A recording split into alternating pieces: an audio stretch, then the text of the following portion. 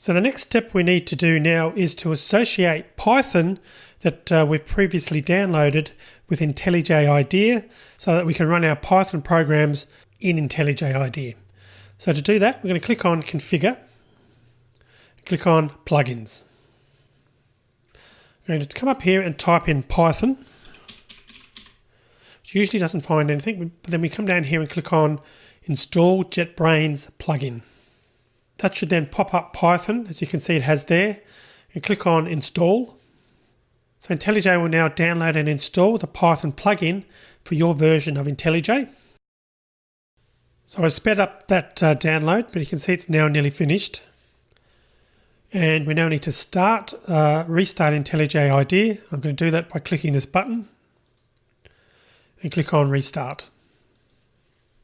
IntelliJ now restarts to activate the Python plugin.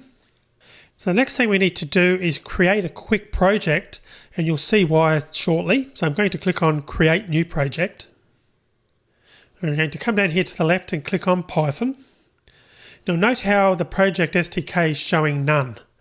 And that's because we haven't configured or told IntelliJ IDEA where Python has been installed on our system.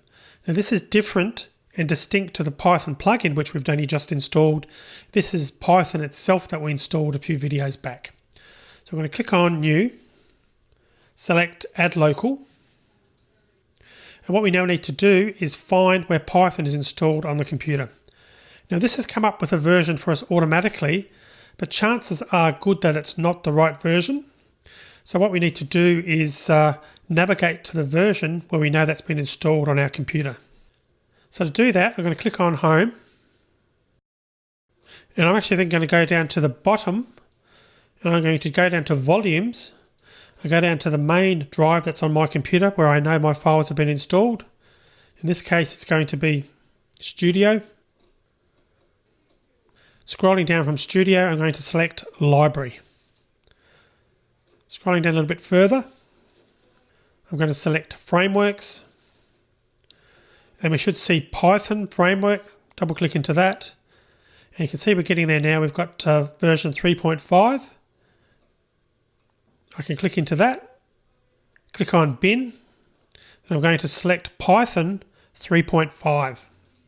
Once I do that, the OK button is now highlighted and I can click on OK. Notice how the path, the project SDK path, is now showing correctly, whereas before it was empty, it's now showing a valid path. I'm going to click on Next. Now what we need to do is just create a test project purely to confirm that Python is now working on our system. I'm going to call this one Hello World. Don't worry too much where the location is because we will be talking about that in a future video. Click on Finish. I'm going to close this little pop-up window. Notice down the bottom right-hand corner, IntelliJ is working away, 2 processes running, which means it's still configuring the project. It can take a few moments to set that up. You can see that's now completed. I'm going to expand the project by clicking on the arrow.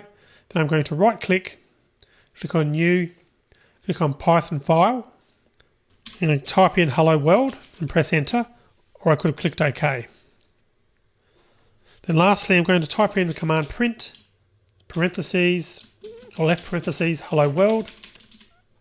Double quote and then a right parentheses, exactly as you can see on the screen there. Then right click and click on Run Hello World. You can see very quickly we've got the output Hello World, noting also here that it says Python 3.5, which confirms we're using the version 3.5 of Python, which is what we want to be running, and we got the output as I mentioned as well. So don't worry too much about what all this means. We are going to be going through that in detail in future lectures.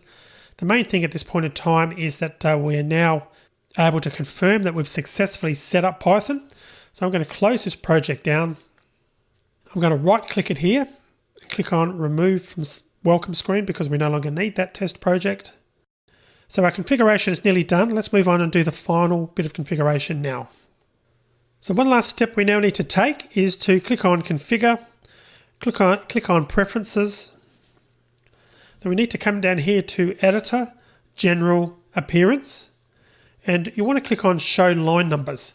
So click on that, click on Apply, then click on OK.